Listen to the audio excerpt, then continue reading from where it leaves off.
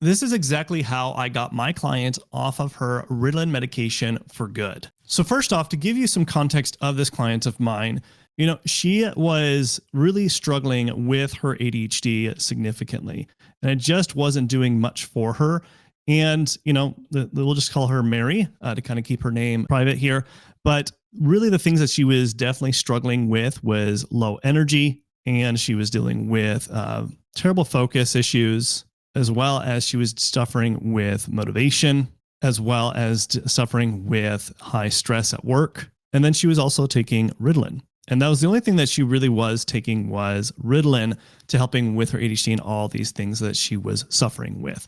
So the very first thing that I want to address and look at was, okay, why is she dealing with low energy? Why is she dealing with motivation? And that was kind of the first thing I wanted to kind of tackle with, because this shouldn't be happening.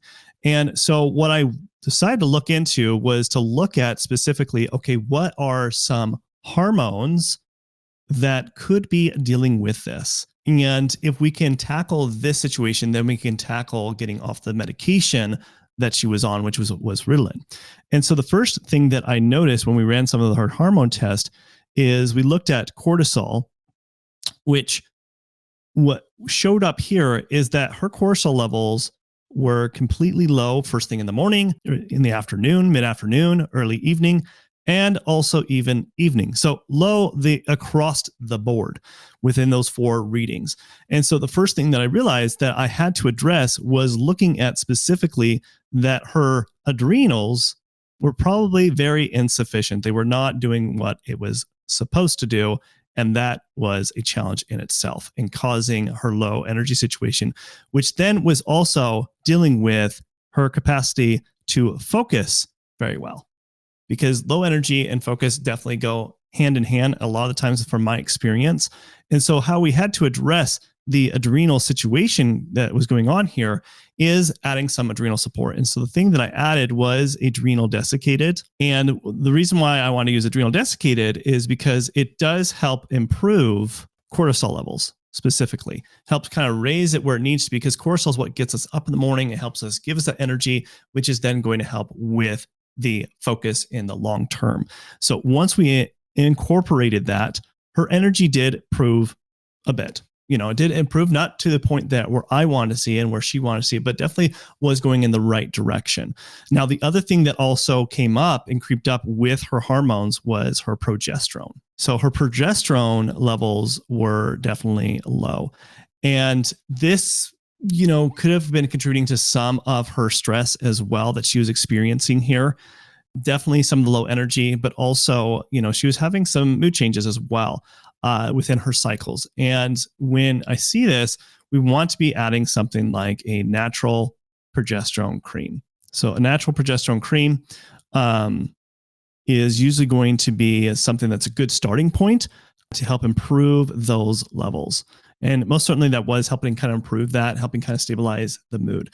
Now, the other thing that I needed to address is, okay, why is there issues still with the focus as well as the motivation?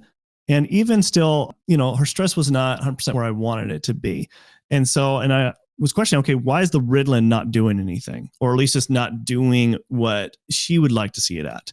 And so I wanted to do some further testing and specifically looking at amino acids, as well as looking at neurotransmitters to see if there's anything going on there.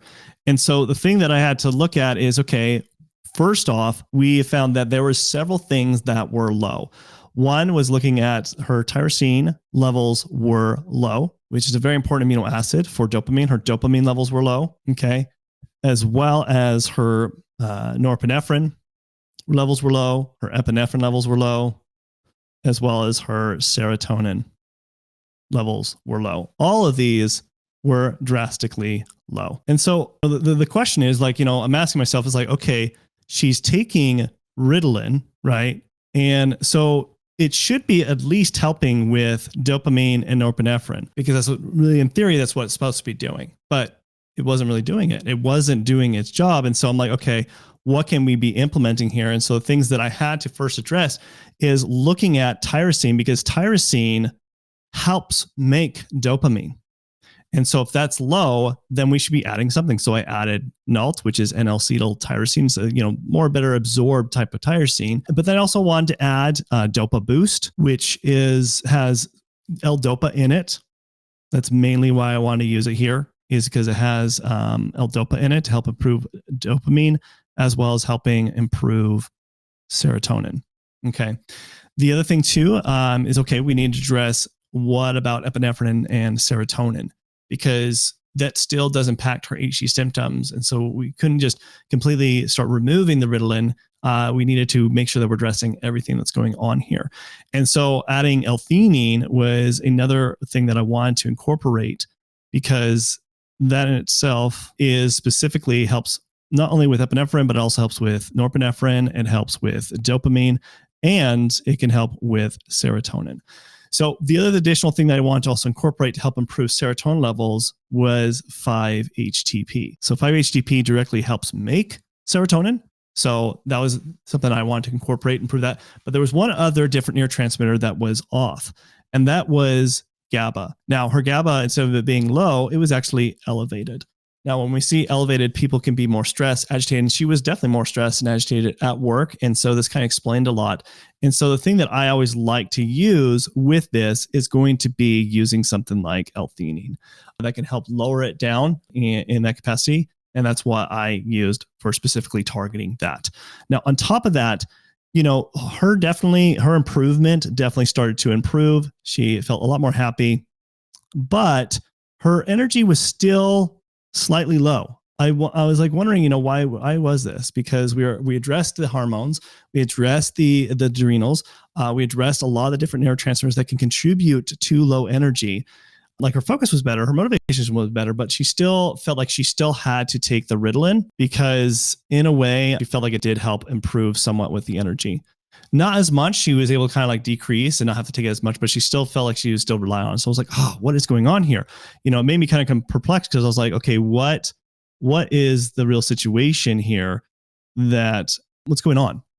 And so the only thing I can really think of is like, okay, she's works inside in the house, at the office, 24/7 in a building, and there's no sunlight. So I figured, okay, if she's still dealing with low energy, maybe there might be a vitamin D situation, or there might be some other micronutrient deficiencies that she is dealing with that have not been addressed. So I said, okay, it's time to actually do a micronutrient test to look at, okay, what is really going on here? And sure enough, her vitamin D3 levels were drastically low. So I supplemented that right away. Her other micronutrient tests were fine. Actually vitamin B6 was also low. So I supplemented that, as well as vitamin D3. D3, I did 10,000 IUs with vitamin K, combined that, and had her take that. And just implementing just that alone made such a drastic improvement for Mary that, she was ecstatic. She really had the energy that she was looking for, and she was able to get off the Ritalin and not have to rely on it. Now, don't take my word for it. Look what she had to say after she went through this whole process. I have energy. I have energy in the afternoons, not having any issues. I walked into my nurse's office the other day and I said, I feel like I took a Ritalin today, but I didn't. And it was like 3:00 in the afternoon. But Nice. Mostly I'm not even taking it really anymore. You're not taking the Ritalin anymore, mostly? Nope. Wow, that's fantastic. Yep. That is really good to hear. Yeah, Yep. that's awesome. Which was goals. So I'm happy about that. Now, as you can see, that she was able to get off of her Ritalin for the most part and have to rely on it. Now, there were some few additional things that I had to do so that she not only had to be reliant on not just the Ritalin, but also not have to be reliant on the supplements. And this is where this is really key. And so in going back here, there was a few things that we had to address within the foods that she was consuming. And so when I was running all these tests, there was definitely an overarching theme that was going on here, and that had to do with a lot of different amino acids that were low and other things that relied on proteins. So I really started to focus on increasing her protein intake and output throughout the day, but also improving a lot of the fiber and vegetables that she was also doing, because that was very pivotal starting to shift implementing this was that she was not only able to get rid of the Ritalin altogether, but also was starting to decrease on the amount of supplements that she was having to take.